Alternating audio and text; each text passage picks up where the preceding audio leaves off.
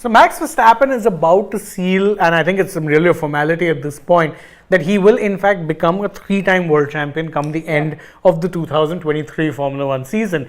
He's been cruising towards the world championship. Red Bull are cruising towards the constructors championship, yet it's perhaps a sign of just how ruthless elite level sport can be, that there's still no guarantee over who exactly their second driver is going to be. I mean, let's just say that Red Bull is there's so much certainty and uncertainty at the same time in the Red Bull paddock, because we're looking at Max Verstappen, who's going to be a 3-time world champion now, who's completely dominating the F1 sport right now, all of it, no one comes close to him. And then there's the second seat of the Red Bull car, which is very uncertain. You know, Checo Perez has been doing not so well in the car, but when we're talking about it, Daniel Ricciardo was looking to, make moves with Helmut Marko and Christian Horner both. But now Daniel is out with a broken wrist. Liam Lawson's in and let's just say that if Liam Lawson, does spectacularly well in the next 2 or in the next few races, what happens then? That's the because thing. We know how fickle Helmut Marko is. He just discarded Nick de Vries like it meant nothing. He even signed him just like that, because if you remember, he was signed off the basis of one performance, that one good showing in Italy. Red Bull discarded Pierre Gasly just like that. Red Bull discarded Alex Albon. All of the youngsters that have shown immense potential. It's just that Red Bull hasn't been very patient with them. Yeah, in fact, ironically, they have not been able to settle on a secure second driver since the time Max Verstappen was in the team, because that was the benchmark, and unfortunately it was a very high benchmark for a lot of drivers, and one that not necessarily a lot of drivers could live up to. Ever since, you'd remember when Verstappen came to the team in 2016, come 2016, 17, 18, he was partnered with Ricciardo, who was the one teammate who could match up to him and the one driver that Red Bull wanted to keep, but who chose to leave. Thereafter, they had Pierre Gasly, didn't do really that well. Alex Albon was swapped in for him, didn't really do that well. Then they've settled on Checo, and mind you, them signing Sergio Perez was in itself massive, because this was a team that always looked to promote from within. Exactly. Them not doing so showed how little faith they had in their juniors, among them a certain Liam Lawson, who's been in and around the junior levels for quite some time now. He's not some newbie who's just getting a debut. He's someone who's been part of the Red Bull feeder system, and he's just kind of been stuck in that feeder system. So now you're looking at questions, and truth be told, we wouldn't even be having this discussion were it not for what Helmut Marko said during the weekend of the Dutch Grand Prix. Because despite the fact that Sergio Perez is actually contracted down till the end of the 2024 season, there's no guarantee he retains his seat. In fact, Marko himself said, his words were, there's no such thing as a guarantee in Formula 1. Performance-related issues are always taken into consideration. I mean, yes, up until I think the last couple of races, it's been quite contrasting from Helmut Marko and Checo Perez, because Checo has been saying that, I have a contract. The team backs me up a lot. But then Helmut Marko came out and gave these vague statements that Checo has not been able to live up to Max Verstappen. I think one of the statements was also like, no one's been able to live up to Max Verstappen, something like that, which was, not very read between the lines from Marko, because that was a very clear indication of their unhappiness with Checo Perez. But at this point, looking at Daniel Ricciardo coming in, and also now Checo, a few days ago, if I'm not wrong, Checo came out, did an interview or something. I don't know if it were. Could have been a press conference as well. Yeah, I think it was a post-race conference or something like that. But Checo Perez did say that the car was more suited or favored towards Max Verstappen, and that he had to make his driving style a lot awkward for it. And that, to be fair, is something that we've noticed with drivers ever since, again, if you go back to the Gasly Albons, and the reason for it, getting a little technical here, is that Max is the kind of driver who prefers a car that on the rear end, the back part of the car, is a little shaky. Why? Because it kind of allows him better maneuvering into corners. He can live with that. And Red Bull, the kind of philosophy that they've adopted in recent years, it actually suits their car best if they make a car which works like that. So what is happening is that And I'm not saying it's intentional. Before we go down there, Red Bull, there's no conspiracy theorists which are, I'm not agreeing with that at all. That is being built or designed around Verstappen. It's just that Verstappen's driving style suits that, because that is how they feel their car will best go. Yeah. And that is where it comes in. And it's always been a problem and this is, by the way, not just a Red Bull related problem. The best of teams have had this, whereby the other driver feels that, one driver is able to control it better. It's being built around him. It happened at McLaren when Danny Rick was there. Yeah, he was struggling. Norris was doing really well. Yeah, and we also looked at Alex Albon, who during his 2 years at Red Bull crashed quite a lot. So it's quite clear that the Red Bull is not a very easy car to drive. No, it's not. Just because it suits Max Verstappen more, because he is a very aggressive driver and he doesn't hold back. Yeah. Look, honestly, and I think it's just that this is what Red Bull's strategy is, and it's Max's driving style that suits Red Bull, not the other way around. Exactly that. But enough about Max. Now let's see. Three drivers vying for one seat. And by the way, it shouldn't even have been three. It was at best two. It was at best Perez. It was straight shootout between Perez and Ricciardo. Yeah.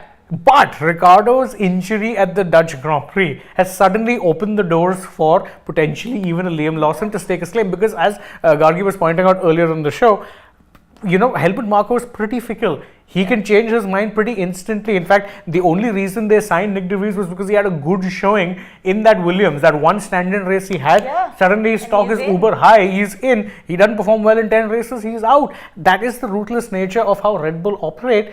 But that is, to be fair, how they've been functioning for a long time. I think all drivers know this at this point, that, you don't really get a long rope. Yeah. If it's perform or perish, it's that simple. And that's where suddenly, if I'm Liam Lawson, I'm thinking, you know what? I might be stuck in an uncompetitive AlphaTauri. But if I put in a few good performances.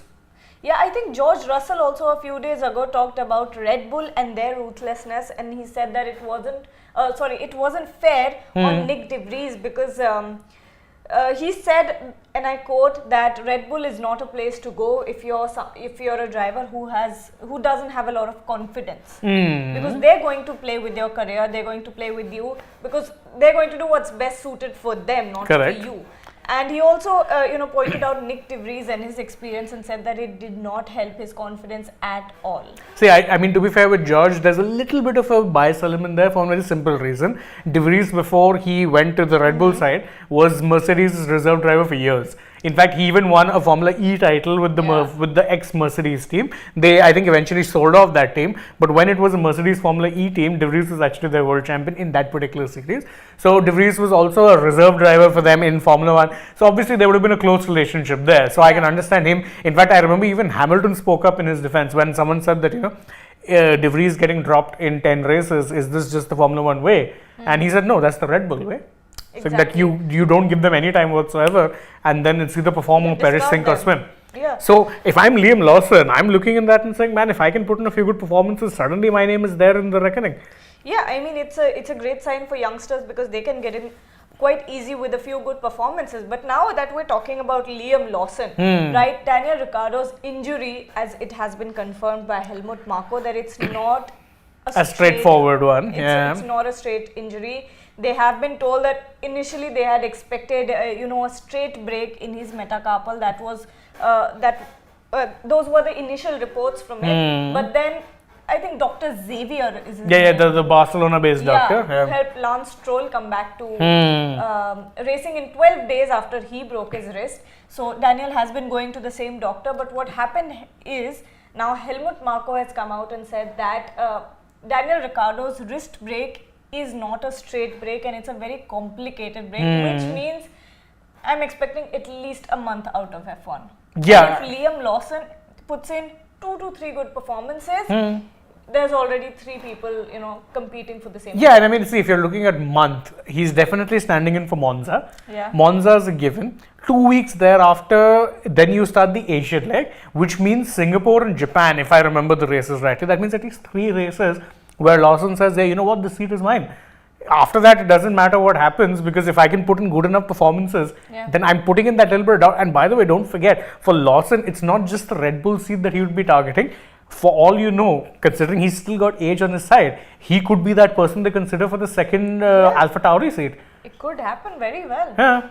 It could very well happen because again, don't forget, in recent times, they've kind of wavered from the Alpha Tauri policy, which was always that you needed young drivers to take up that seat. But from 2024, that car is going to be built more in sync with the Red Bull. Yeah. They're going to be buying as many legal parts as possible. So I'm expecting them to be more competitive.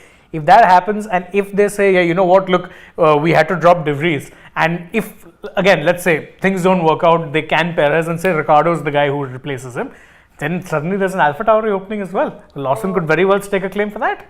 I mean, yes, it's very. I'd hate and love to be a Red Bull driver At the same time? Yeah, at the same time, because first of all, you can get in. If you're in the feeder system for Red Bull, it's pretty. Put in a few good performances, get into the team. But then knowing that you can go out just as fast, I think that's what's so nerve-wracking about this. Absolutely. That's the thing. And I mean, if at this point it says a lot that you can't really come to a consensus. You can't. Because you're thinking at that point that all Ricciardo has to do is put in a few half-decent performances for Alpha, and he's all but guaranteed a seat, at least if not 2024, maybe in 2025. Now it's complicated. Yeah. Now it's very complicated. And again, if I'm Liam Lawson, I don't think about the Red Bull seat. I will think about first the Alpha Tauri seat. Yeah. Look to get that proving ground. Exactly. Because again, there's one other driver who they may consider, I don't know, but I'm not saying for next season, but Yuki has actually shown good signs of improvement this year. Yeah. Yuki Tsunoda has actually been really, really good. He's not gotten that many points, but that's also because the car hasn't really been a consistent point scorer. Yeah. But he's gotten all of Alpha Tauri's points up until this point, and I think has had 3 or 4 11th place finishes also, wherein, I mean, 11 doesn't say a lot, but those 11s came when he was running in the points and then just ended up falling back. Yeah, I mean, so we're looking at another Sergio Perez who could very well be dropped in 2024 because I think signs are not good for Checo. They're not. The way that Christian Horner and Helmut Marko have been talking about him is just shaky. I mean, you expect Helmut Marko, you don't expect him, but it's just his reputation, that he comes out in the media and says whatever is on his mind. But then Christian Horner has also talked about Checo Perez not in a positive light for more than a few occasions. Yeah, so there are very telling signs about Checo's place in the Red Bull paddock. But now Daniel Ricciardo's injury, Liam Lawson, what if he does amazingly well? What happens then? I mean, it's such a weird situation to be in for Red Bull. Exactly. In fact, if you think about it, another thing which is not a good sign for Checo, in the Dutch Grand Prix, because Checo had pitted earlier, he actually at one point was leading the race. But when it came down to the second pit stops, normally what happens if a team has 2 good cars and they're competing for the front position, whoever's in front is given preference for the second pit stop, so they are allowed the undercut. But Red Bull actually gave Max the first preference in the pit stop. I mean, that's a given at this point. No, but it's not how it goes. It doesn't matter. It's not how it goes, but it's the Red Bull way. Very interesting. So they didn't give him first preference. They called him Max first, and then to kind of justify that decision, and I'm looking at this in a very ruthless way. When the rain started pouring in Zandvoort, who was one of the first drivers to slide off? Perez. Vindication. Yeah. They kind of protected the win with Max, knowing that he'd at least bring it home. Yeah. That is in fact what, and that's what, I think there's so many things playing out in public. I don't see Checo being in that seat come 2024. I just don't. It's just really a matter of who they pick. Yeah. And if I'm going anything, I will say it doesn't matter what Ricciardo does. I think he'll get the seat. You think so? Yes. I mean, Liam Lawson hasn't really. Daniel Ricciardo is a proven performer. Even when he was in Red Bull, he put in a few. Exactly. 6 race wins. Yeah, 6 race wins. That's not easy, by the way. And by the way, that was in an era when Red Bull weren't that competitive. Exactly. So makes it even more special. Yeah. In fact, if I remember correctly, in his rookie season at Red Bull, which was 2014, he outperformed Sebastian Vettel, who, lest we forget, was the 2013 world champion. Exactly. So that concludes it. I don't know. You can tell me what you feel. I think it's Ricciardo. There's no conclusion. There is none. In fact, we have a comment out of one from Chintan Oza who's saying Charles to Red Bull, or do you think too much competition between him and Max if they get the same car? Yeah, I think that will be the case. If Charles has to leave, he'll likely join Mercedes than Red Bull, because at least in Mercedes they give you a relatively equal footing, as opposed to what it is in Red Bull, where it definitely is the Max Verstappen show. And I don't, after years at Ferrari, I don't think Charles is going to settle for number 2 driver. No, that's just not definitely something not. that happens because I do see Charles as a potential world champion. Yes, absolutely. Yeah, we have another same guy only, same car and same crew. Exactly.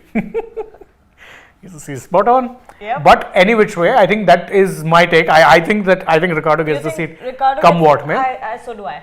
So that's the debate then. That is what we feel. What do you guys think? You guys can let us know that in the comments below. And don't forget, like, share, subscribe and tap that bell icon as well. Follow us on Instagram, Twitter and Facebook. And don't forget to download the Sportstech app. Plus, if you're already on the channel, go ahead, check out some other videos we've done and stay tuned. Plenty more coming your way. For now though, from my side and from Gargi's side, it's bye-bye.